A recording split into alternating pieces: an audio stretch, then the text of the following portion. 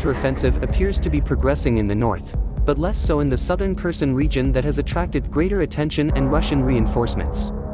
Ukrainian officials and Russian military bloggers alike on Thursday described a counteroffensive in the north that has surprised in its speed, the first time since the war began that Ukrainian forces have been able to push past Russian defenses on a more than tactical level.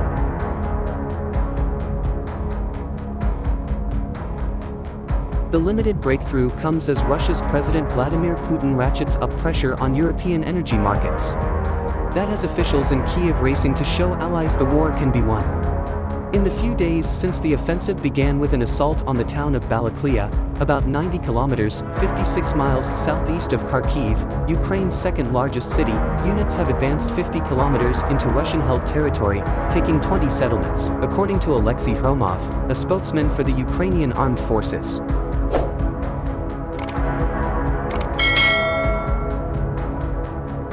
The enemy is partially demoralized but continues to put up resistance, Hromov said in a briefing on Thursday.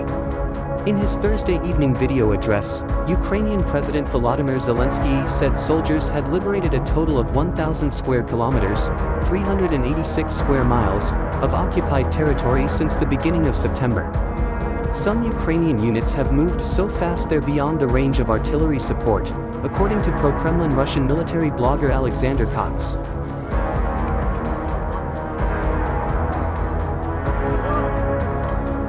By Friday, Katz was worried that Ukrainian forces already had cut ties with Kupiansk, a key logistics hub for Russian troops fighting in the eastern Donbass region. He said Ukrainian soldiers appeared to have veered north of the town to sever the road to the Russian border. The situation is difficult, Katz wrote on his Telegram channel, which has more than 500,000 subscribers. Further south in Kherson, however, some Russian bloggers portrayed a much more difficult scenario for their Ukrainian foes, claiming heavy casualties and a stuttering advance accounts supported by wounded Ukrainian soldiers interviewed by The Washington Post.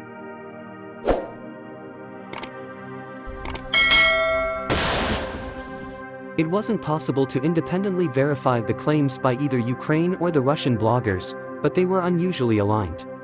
Ukraine counterattack unfolds slowly, focuses on limited aims. A Ukrainian force spearheaded by 15 tanks moved on Balaklia on Tuesday, overwhelming 8 nearby villages in less than a day and adding another the following day, Romanov Light, a Telegram blogger with over 56,000 followers, wrote on his channel.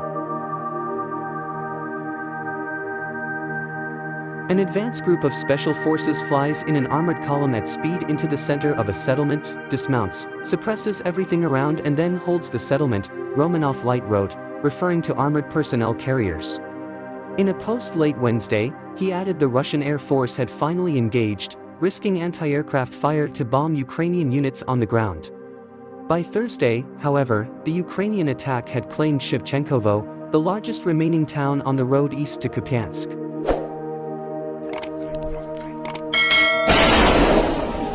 While in some cases even the identities of Russian bloggers can't be verified, those cited are closely watched by Western and independent Russian military analysts for their willingness to depart from the Kremlin script and their record in chronicling the war.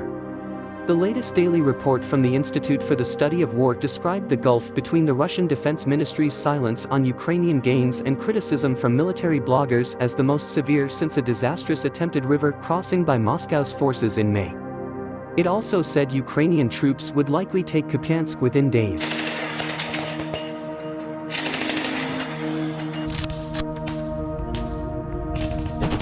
Russia's defense ministry didn't comment on the fighting Friday, but it did release what it said was a video of tanks and other military vehicles redeploying toward Kharkiv. 6 months of Putin's war unravels Russia's superpower image. How events develop further around Balaklia and Kupiansk is unclear, not least because Ukraine likely lacks the deep reserves needed to exploit any breakthrough to take and hold territory on a larger scale.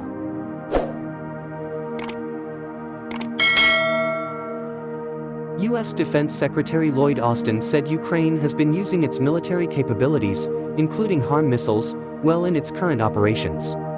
They are changing the dynamics on the battlefield, he told reporters in Prague. We see success in Kherson, we see success in Kharkiv. In an article on Wednesday, Ukraine's top commander Valery Zaluzhnyi cited bigger reserves of personnel and weapons as prerequisites for any counteroffensive capable of changing the course of war, projecting that this would happen in 2023.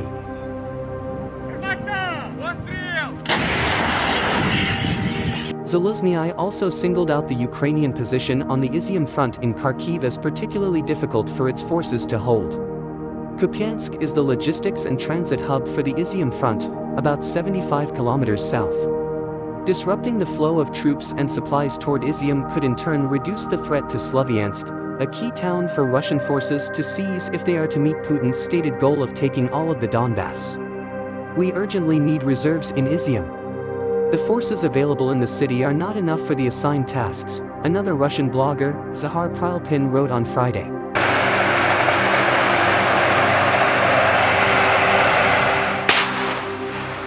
Already on Thursday, Kupiansk was under continual artillery fire and Kremlin forces had imposed a lockdown for fear of Ukrainian saboteurs, according to Wargonzo, a much-cited and fiercely partisan Russian Telegram blog that has more than 1 million subscribers. The Kharkiv offensive has fed a more generalized gloom among many Russian commentators willing to depart from the Kremlin's relentlessly optimistic script, disappointed by what they see as the poor performance and leadership of the Russian military.